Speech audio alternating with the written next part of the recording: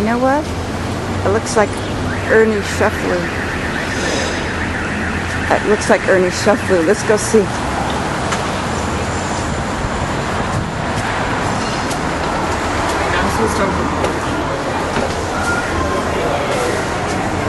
I think it is. It is. It's Ernie Cefalu.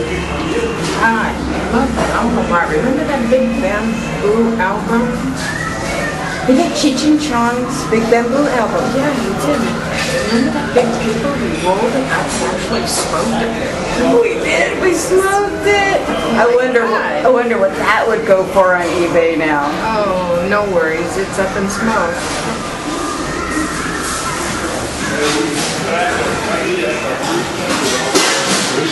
Ernie Cefalu.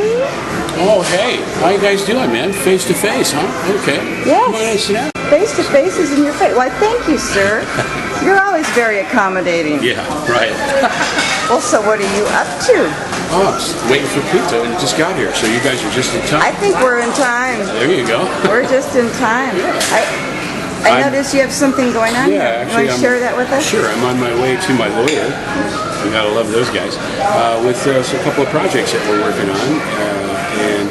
Actually, the first piece here is a book, a Drew Struzan book. I don't know whether you know who he is, but he's the illustrator that did all the Star Wars, Raiders of the Lost Ark movie posters, 186 movie posters actually.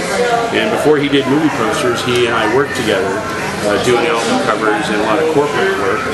And this is a book that we're going to be doing. It's an 82-page book. Right now it's a 32-page book because we raised capital we got a sponsor to let us do the book. So, and what it does is it features a lot of the album cover stuff that Drew and I did together in the 70s. Ooh, do tell. Iron Butterfly. Oh my goodness. You know, Black Sabbath. Yes. Alice Cooper, Welcome to Nightmare. One of the, well, actually, this was ranked one of the top 100 album covers of all time by Rolling Stone magazine, and I had 4 albums in the top 100 that I had designed of all time, so I thought that was pretty cool. But anyway, I put my collection together. I realized that I had a lot of Drew's work, over 70 pieces of them signed, all originals. And here, you want me to lift that up? I want to see the cover. This is a logo that we did for Bob Ezrin. He's a producer. He produced The Wall for Pink Floyd. He also produced all of Alice's hits. And so we put this together, Sabbath, Bloody Sabbath, we did. One of my favorites. Yeah, he and I did about 85 or 90 projects together over the course of 3.5 years that we worked together. This girl here is Ingrid Hinkey, the girl who illustrated the Aerosmith Toys in the Attic album. And this is my wife Bonnie. She's actually naked on the front cover.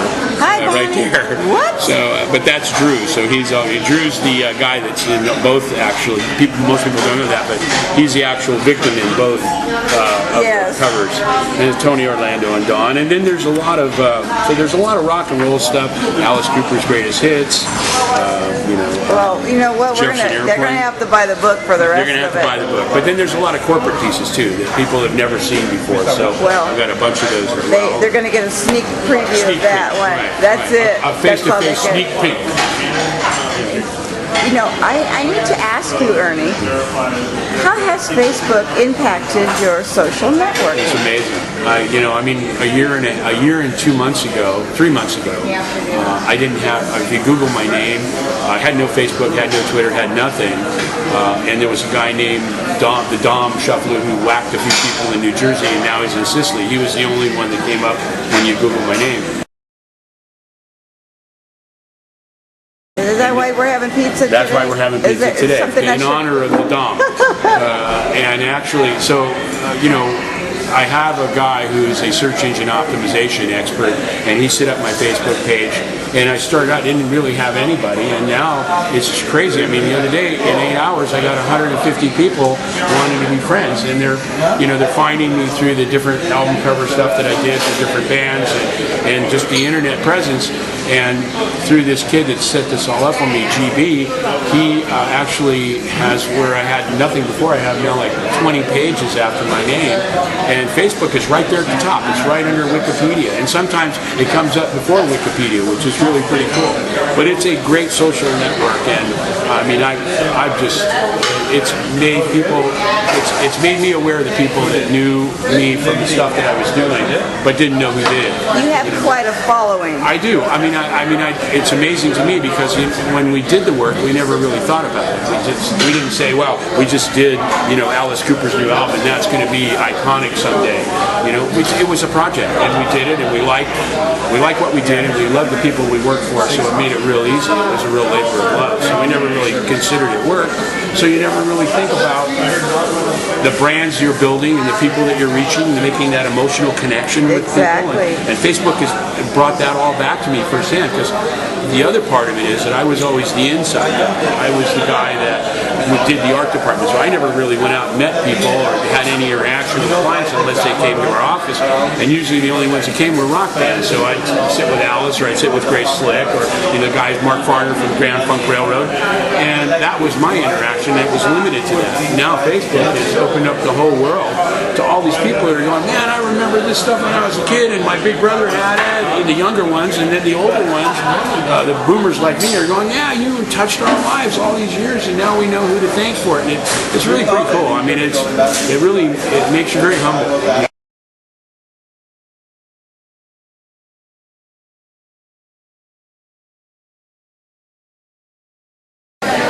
And I hear you're doing something for George Carlin. Yeah, well, George was a dear, dear friend. I mean, I did 6 albums for him. I was the agency for Little David Records, which is the label he was on. And since I started writing these backstories, he's passed on, and then Kenny Rankin, my friend Kenny, passed on, and Mary Travers. And I wrote Mary's story first, but I'm also writing a story on Kenny Rankin and on George Carlin. But the one that's closest to being done is the Burton Cummings story. I've done, I don't know, half a dozen albums for Burton. He's my best friend. And but he's a harsh critic, so I got to be really careful what I say. We love Burton. I love Burton. He has a heart bigger than him, and he loves his fans. I got to tell you, he is so. I mean, you can tell by the way he blogs. He's always on the blog. He loves fans. I mean, he'd do anything for them. And those are not assistants. That is him. Oh, that's him. Yeah. You know it's him because he types in all caps. The technical team, which is GB, the guy that works with me, and other people that work with GB, they only type in upper and lower case. Burton will type in all caps. And so that's you when can tell that's him speaking. Yes. And he loves it. He loves it. He'll spend hours just blogging, and now we just finished his new website, and he loves that, and so that's getting a lot of good reaction. So yeah, Burton's the best. So talented. Face to face, we'll have to get him next. Yeah, absolutely. Yes. Well, maybe when you come back. Yes, we will. See if I can trick him into coming over. We'll ambush him. What does it You can't tell him. Pizza cupcakes, or? Well, actually, Burton likes beer. He likes. If I tell him I have some dark beer, he'll be over right now. Will drop do. it. All right. So that's how we'll get it. It's a date. Okay. Thank you.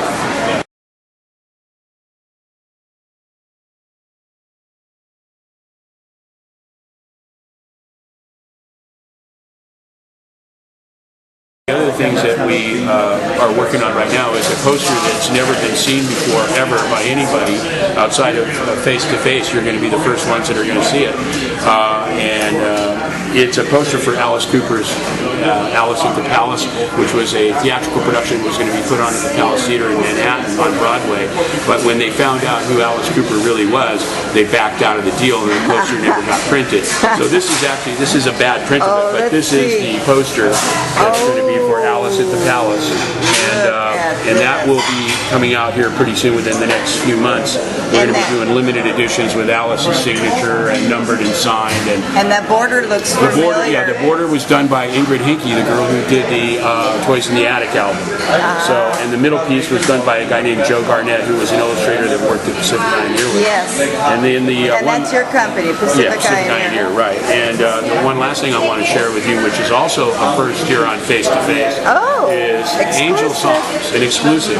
Angel Songs. It's when I designed the Jesus Christ Superstar Angels and the package, I actually ended up owning the Angels, but I can't say Jesus Christ Superstar. So what I've created is a thing called Angel Songs, and Angel Songs is going to be prints that will have your favorite prayer or song connected to it, so I'll customize it, and I'm going to make it very affordable to where everybody can own one. I mean, it's there's really, that icon. these angels have brought me, they've blessed me and brought me good luck since 1970 in my career, and I've always had them, and now it's a great way to get it out to other people.